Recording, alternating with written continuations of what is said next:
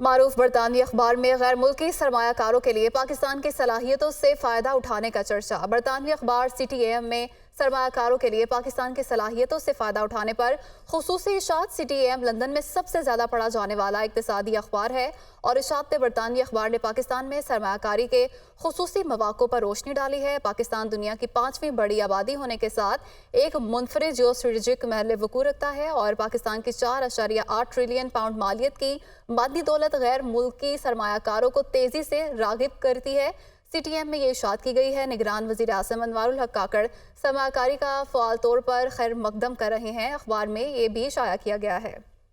خصوصی سرمایہ کاری کی کونسل کے آئندہ 5 سالوں میں 48 بلین پاؤنڈ سرمایہ کاری ملک میں لانے کا ہدف ہے۔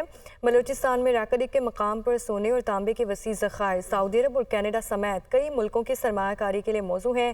سی ٹی اے ایم میں یہ کہا گیا ہے پاکستان کے وافر معدنی وسائل میں کوئلہ، نمک، لیتھیم، نکل یا قوت کرومائٹ اور زمرد شامل ہے۔ حکومت پاکستان 2031 تک قابل تجدید توانائی کو 2 گنا کرنے کے لیے پرعزم بھی ہے۔ آپ کو بتا رہے ہیں کہ پاکستان میں ریکارڈ کے مقام پر سونے اور تانبے کے وسیع ذخائر سعودی عرب اور کینیڈا سمیت کئی ملکوں کی سرمایہ کاری کے لیے موزوں ہیں۔ نگراں وزیر اعظم انوار الحق کاکڑ کا سرمایہ کاری کا فعال طور پر خیر مقدم کر رہے ہیں۔ پاکستان کی 4.8 ٹریلین پاؤنڈ مالیت کی معدنی دولت غیر ملکی سرمایہ کاروں کو تیزی سے راغب کر رہی ہے۔ پاکستان دنیا کی 5ویں بڑی آبادی ہونے کے ساتھ ساتھ ایک منفرد جیو اسٹریٹجک محل وقوع بھی رکھتا ہے۔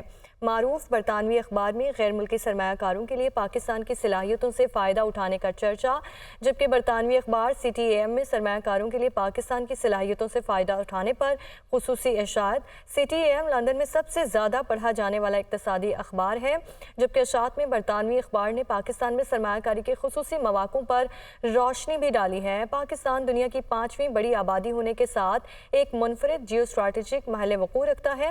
پاکستان کی 4.8 ٹریلین پاؤنڈ مالیت کی معدنی دولت غیر ملکی سرمایہ کاروں کو تیزی سے راغب کر رہی ہے۔ نگراں وزیر اعظم انوار الحق کاکڑ کا سرمایہ کاری کا فعال طور پر خیر مقدم کر رہے ہیں۔ بلوچستان میں ریکارڈ کے مقام پر سونے اور تانبے کے وسیع ذخائر سعودی عرب اور کینیڈا سمیت کئی ملکوں کی سرمایہ کاری کے لیے موزوں ہیں۔ اسی حوالے سے بات کریں گے ڈپٹی بیورو چیف اسلام آباد محمد عمران ہمارے ساتھ موجود ہیں۔ عمران بتائیے گا ایس آئی ایف سی کے حوالے سے برطانوی اخبار میں خصوصی اشاعت کی گئی ہے؟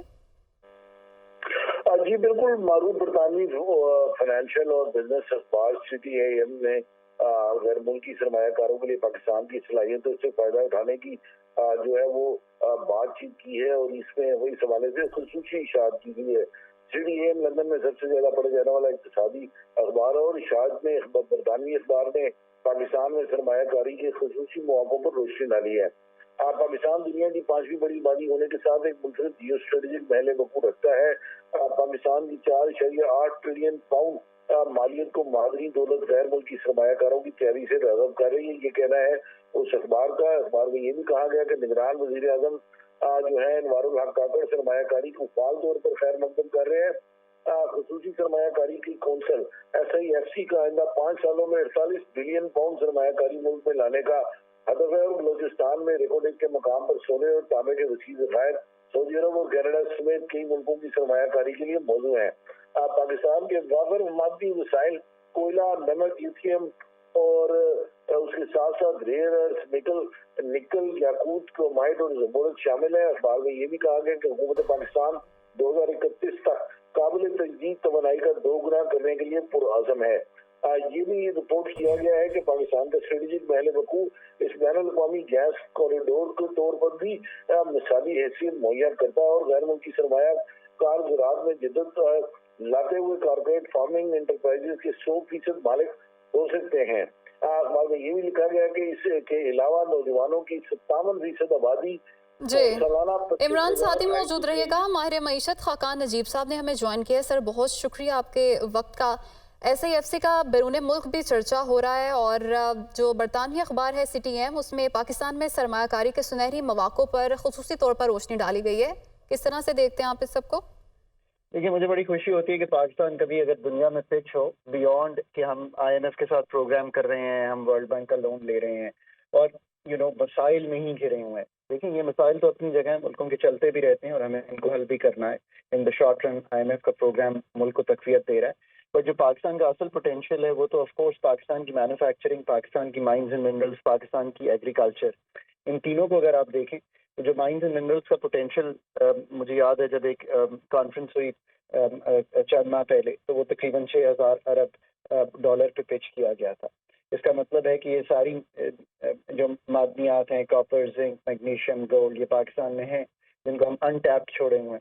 ریکوڈیک پاکستان میں ہے، یہ دنیا کی سب سے بڑی کاپر اینڈ گولڈ کی ان ٹیپڈ مائن ہے. اب آپ خود اندازہ لگائیے کہ why have we not gone and done this many years ago. ایک تو اس کی وجہ ہے کہ یہ کام کرنے کے لیے ایک پاکستان کے پاس یا کسی بھی ایسے ملک کے پاس یہ صلاحیت نہیں ہوتی. You have to pitch to Barrick Gold, Rio Tinto, BHP Billiton. یہ دنیا کی 3 سب سے بڑی کمپنیز ہیں جن کے میں نام لے رہا ہوں. میں یہ اس لیے جانتا ہوں کہ ہم فنڈ مینیجرز کے ساتھ ان کمپنیوں جو ہیں ان کے اکاؤنٹس دیکھتے ہیں، ہم ان کو ایویلیویٹ کرتے ہیں. یہی دنیا بھر میں یہ کام کرتے ہیں. سو ہمیں آگے بڑھنا ہے ان کے ساتھ. پھر ہمیں آگے بڑھنا ہے ان کے ساتھ. خاقان نجیب صاحب آپ ہمارے ساتھ ہی موجود رہیے گا. چیئرمین KASB ناصر شاہ بخاری نے ہمیں جوائن کیا ہے. سر بہت شکریہ آپ کے وقت کا. SIFC کا سرمایہ کاری ملک میں لانے کا ہدف اور اشاعت میں برطانوی اخبار نے پاکستان میں سرمایہ کاری کے خصوصی مواقعوں پر روشنی ڈالی ہے، اس کو کیسا دیکھتے ہیں آپ؟